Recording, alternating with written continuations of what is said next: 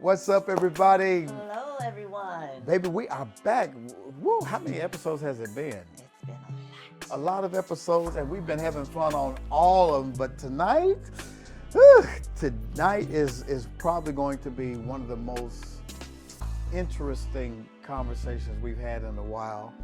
And Rhonda and I are daring to step out of our comfort zone to have an honest dialogue around something that's really been taboo in the Christian community. And that is the subject of masturbation, self-pleasuring, if you will. I believe it was a tweet that says, I touched myself. And a lot of Christian folk have a problem with touching themselves. Why is that? We want to talk about that tonight. So if you want to find out, is masturbation right or wrong? You're in the right place at the right time for Naked and Unashamed. Stay tuned. We made it through the test. Strength and need, love and sex.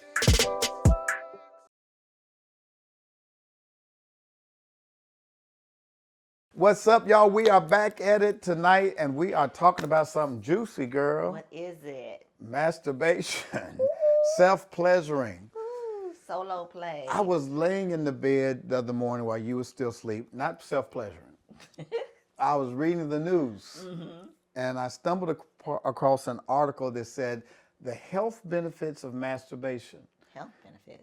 And I thought that was quite interesting because you and I had just finished our level 2 certification. We went to Costa Rica. Shout out to Amina Peterson, our teacher, who taught us about how masturbation was a tool to help people to get back in touch with their own bodies. We talked about sensate focus, how people, we need to teach people how to get in contact with what does it feel like to touch yourself. And masturbation was one of the things she mentioned about how you can get in contact with your body.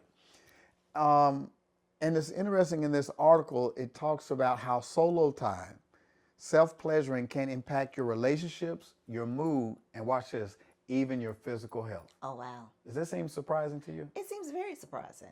It seems very surprising because you're thinking about self-pleasuring and all those aspects of your mood, your health, increasing intimacy in your relationship. That's a lot. It's a lot. But it was so intriguing. I was reading in this article, and it says, sexually speaking, no two people are alike. Right. We're all different. Everyone has different experiences, different preferences, and turn-ons. But there's one activity that's been around for millions of years that's still ubiquitous to us today, and it's the art of masturbation. No matter your age, gender, or life experiences, solo sex can feel good. And believe it or not, it actually has a lot of really great health benefits. From boosting your mood to improving your sex life, masturbation can be physically and psychologically beneficial. Dr. Renita White, medical doctor, board certified OBGYN with sexual health care company called Honeypot, she says this. She says, studies have shown that masturbation may improve sleep and decrease body tension and muscle aches, which may be due to the natural release of oxytocin and elevated dopamine levels that occur with an orgasm.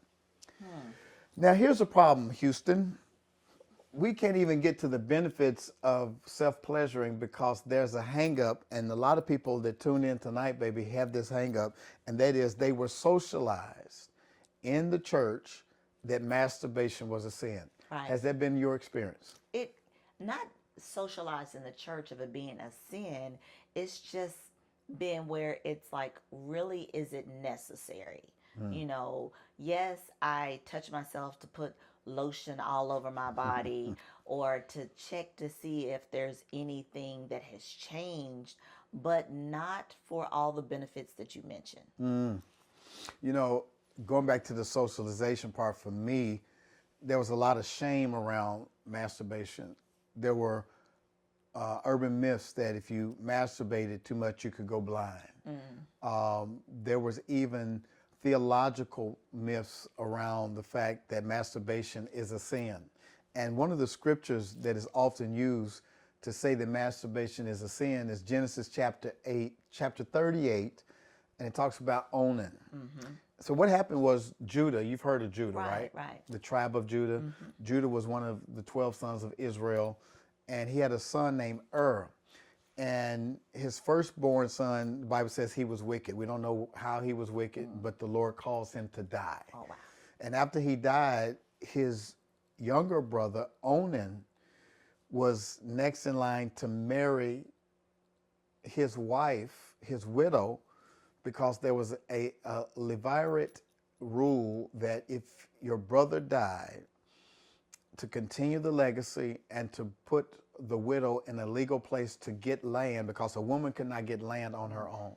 So if Onan does not marry her and give her a son, chances are she's going to be left destitute. Wow. So what he does is he has sex with her, but when he's having sex with her, he pulls out. He uses the pull-out game. He pulls out and he spills his seed on the ground so as not to get her pregnant. Okay. So when he does that, God takes his life. Wow. And a lot of people have interpreted that as God taking his life because he did not use sex as procreation.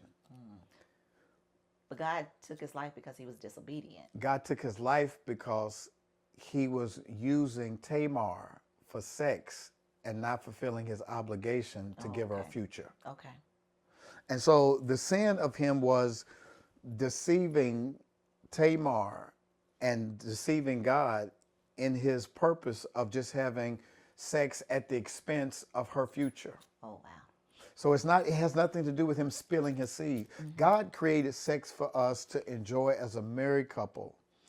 And there's nowhere in the Bible that talks about masturbation being a sin. Do you follow what I'm saying? Right. Okay. There's nothing wrong with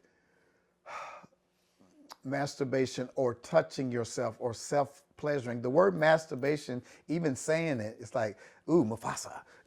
It's like, Right. you know what I'm saying? Yeah, It's cringy. Yeah, it is kind of crazy. Because we have been raised to think that there's something wrong. So you have people sneaking around, masturbating in closets and bathrooms with the light off under the covers because somebody told them it was wrong. Masturbation or self-pleasuring is a way for men and women to explore what pleasures them sexually and enhancing their health at the same time.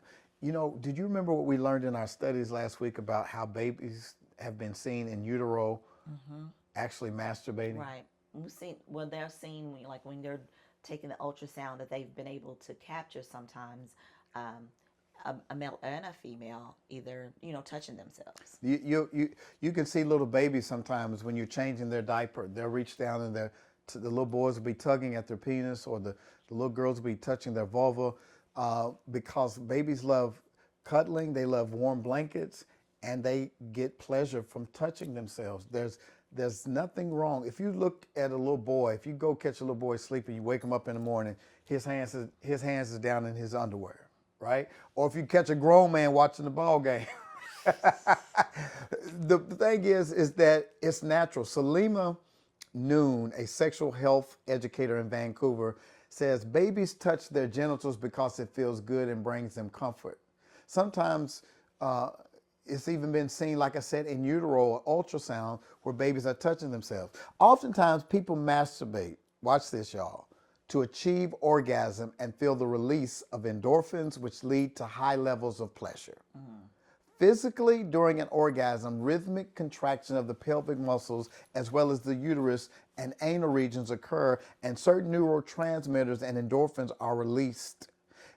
Babe, speak about what is this feeling, this feeling that's released through an orgasm that is so beneficial, just an orgasm in general?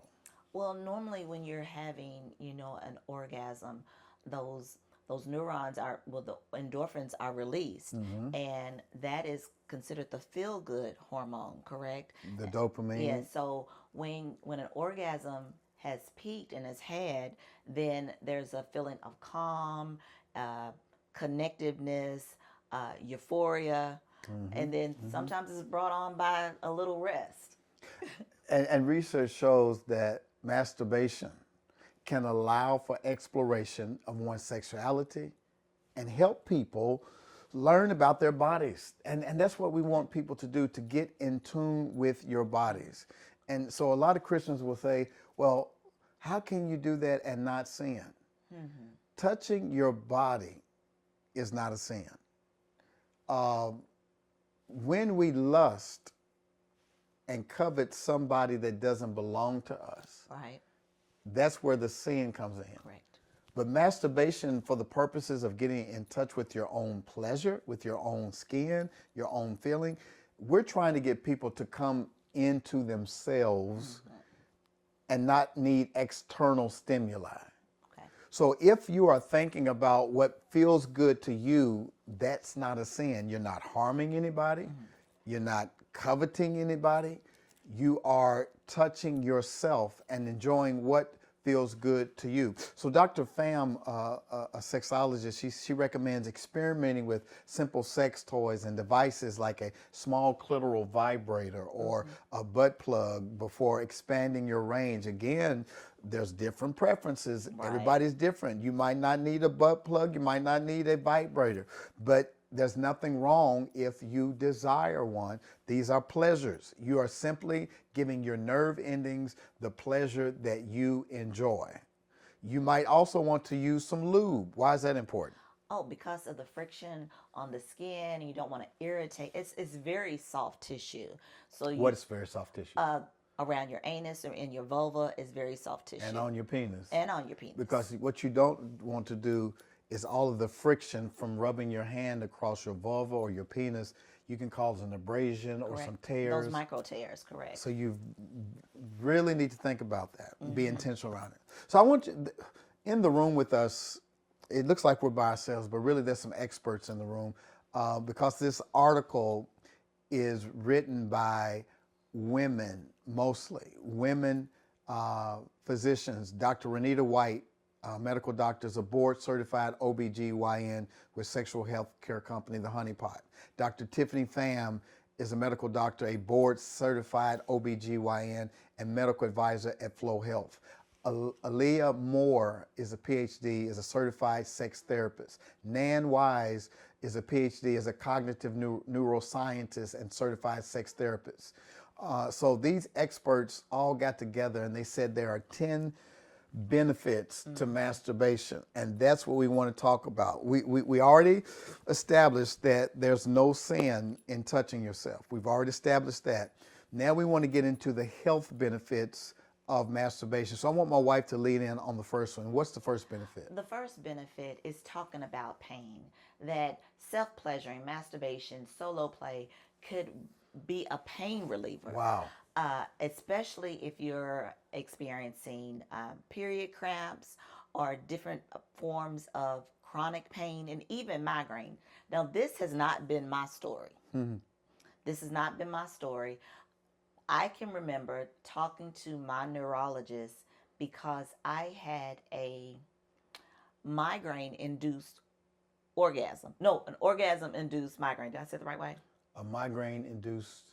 So I had by an your orgasm. You had a and then I migraine got- induced by right. your orgasm. And so it was very alarming because it was this trigger pain on the right side of my brain. And I was like, what is going on? And so I immediately, not that night, but the next day, called my neurologist and was able to talk to him about what had actually taken place. Wow. Now, I'm looking forward to being able to have, if I'm in some pain, being able to relieve the pain through some self-pleasure. But I'm not an expert on that, but we do have expert opinion on it. But in general, you have had some orgasms that did not lead to a migraine. You're correct.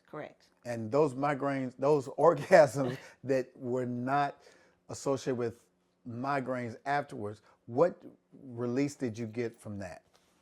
The release, well, most women know what an orgasm feels like. A lot of women don't. 80% of women cannot experience an orgasm through penetration. Correct. But that's through that technique. But as far as what I felt is, this feeling of euphoric, but it was kind of short-lived because I didn't get an opportunity to just bask in the orgasm, because then, you come along. You got to take care of me, right? Right. So as far as that feeling, wasn't able to just be able to sit in that feeling on my own. And I think that, ladies, I think that's why it's important for you all to self-pleasure so that you don't have to worry about pleasing somebody else. You can just sit with that orgasm and bask in the orgasm, because to my wife's point, the first benefit of self-pleasuring leading to an orgasm is that during an orgasm, the body releases endorphins, which are neurotransmitters that work as natural pain relievers. So the production of endorphins during masturbation can cause a feeling of euphoria and relaxation, and providing brief relief from tension and anxiety. So sometimes instead of taking aspirin, you might need to self-pleasure. I don't know. I'm just saying. It's what the doctors are telling us. I want to go to number 2. Another benefit of self-pleasuring is it can improve your cardiovascular health. Wow, yeah. Masturbation not only leads to a happy soul, but a happy heart. Studies show that higher rates of orgasms obtained through vaginal penetration can increase heart rate variability. Heart rate variability can be a marker for cardiac function and predictor of health and longevity. And I think as a man, it's so important that we take care of our hearts. Not only do we go in the gym and we exercise and get our heart rate up for 30 minutes, but it's been proven that masturbating, self-pleasuring, can also help with heart health. That's encouraging. Because a lot of the erectile issues that some men have are directly linked to the heart, because the blood cannot get to the penis. But if we participate in the practice of self-pleasuring, just like we lift weights, just like we run, if we can self-pleasure at least once a day, getting in touch with our bodies in a healthy way, it can lead to heart healthiness. I thought that was so intriguing. It definitely is intriguing. And the third thing is that it could help to maintain, the Vaginal. vaginal. Yeah, that thing you got. Yes, the thing I have. Let me say it again. Vaginal and pelvic floor. I can't talk today. Pelvic floor function. Sometimes as we're aging, with our pelvic floor, we may experience a little Looseness. or and where we're like, oh my goodness, what is going on with my body here, it's failing me. But solo play can have a positive effect on the overall health of your vulva and pelvic floor, which are incredibly important to your overall sexual function. So the stimulation of the clitoris and the vaginal penetration increases that blood flow. And so the oxygen to the pelvic floor, which is the vagina and or the technical genitals, as one of the doctors says, can help to maintain that pelvic floor health and keep it all tight. There are some, like if we do Kegel exercises, those have been able to help, but they're now saying that self-pleasuring and masturbation can also help. Ladies, it's like lifting weights for your vagina.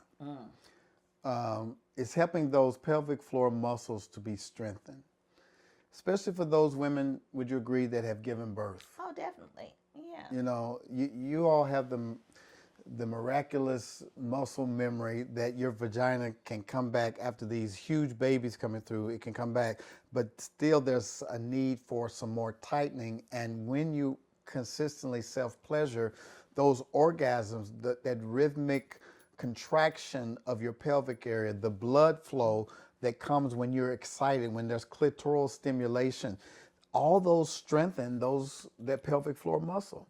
So in order to increase that muscle strength, you must have some exercise. Yes. And masturbation is nothing more than exercise, self-pleasuring. You get pleasure out of it. Now, I think I'd rather self-pleasure that way than go in the gym and lift a bunch of weights.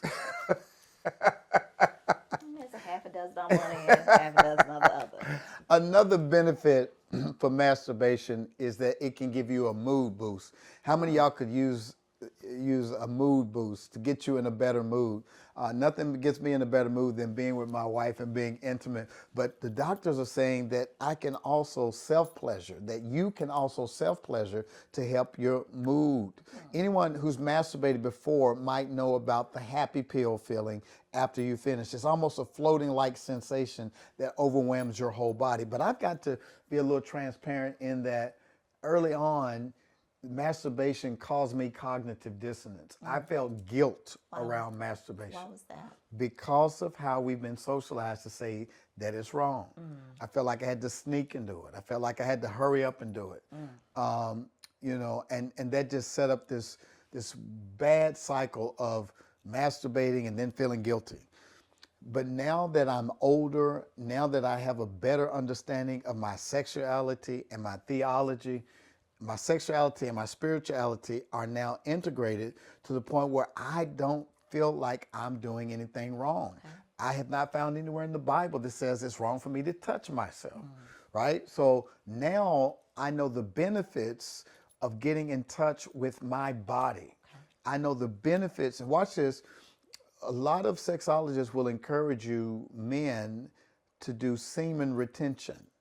That orgasm is not the same thing as ejaculation. We do not always have to ejaculate in order to reach orgasm. Orgasm is more in the brain and in the spinal cord. So when I'm experiencing pleasure and I know how to please myself as a man, guess what that does for me? It not only puts me in a better mood, but it also gives me information about how I like to receive pleasure. So I can come back to you and say, babe, can you touch me this way? Okay. Can you pleasure me this way, because this is where it feels the best for me. But I never would have known that. And it also teaches me a discipline of getting to the edge of ejaculating and being able to pull back. Because men, whenever you ejaculate, it also causes a decrease in energy. Hence the refractory period, right? That after we ejaculate, it takes us about 30, 40 minutes before we can get back up. And the older you get, that refractory period gets longer. Oh, wow. So with the exercise of self-pleasuring and masturbating as a man, I learned how to get to that edge without ejaculating, and I preserve my energy. And I'm able to last longer when it comes time to being intimate with my wife and I'm doing vaginal penetration. I can last longer because I've been exercising that muscle and learning how to withhold the ejaculate, because I can still have an orgasm without ejaculating. Okay. How does that relate to women in terms of this mood boost? Would you think this would be a good thing for women to help with their moods? Definitely. Again, as we begin to age, you know, one of the things that happens with menopause is that we have what's called like a brain fog. And so I could see where, you know, self-pleasuring, especially if you do this in the morning, could give you that, help you get up and go. I don't know if you women like me, after I've had an orgasm, then I have more energy. Really? And so that allows, if I had an orgasm in the morning, then I could, that would be my happy pill for the morning time to get some work done, as opposed to dragging into work or dragging to my desk to get my day started. I like what she said. She said your day goes better when you're in a better mood. So sometimes when your spouse is not available for you in the morning, and you want to get a good start to your day, why not self-pleasure before you get into work? Nobody has to know why you're smiling when you go to work. You just know you feel better because you went through your practice, right? And so practice makes perfect. Number 5, what's the benefit? What's another benefit? Another benefit, if you have issues or a little trouble falling asleep, then, you know, if the morning self-pleasuring routine didn't work, then there's always that nighttime routine where it will also help increase, and also is the side effect is to help you fall asleep faster, because that surge of oxytocin, those chemicals that are released, it helps to trigger fatigue for some. And so in the nighttime hour, it would have that adverse effect of giving you that extra little boost to go to sleep. You know, now, earlier you said that when you have an orgasm, you get energy. So how's this going to work for you if you have your orgasm and you self-pleasure? Are you still going to be awake at night? Well, I guess that you have to determine which way it is, because everything is not going to work for everybody. Okay. So if I self pleasure in the morning and I find that it makes me sleepy, don't self pleasure in the morning. Self pleasure at night. If I find that it gives me energy at night, then unless you want to stay up and dust the light You bulbs, sound like you need to self-pleasure in the morning. boy, if you don't hush. You said you need some energy, right? Now me, on the other hand, if I self-pleasure at night, I'm going to sleep, right? And most men will, and a lot of women will too. My wife's just built different.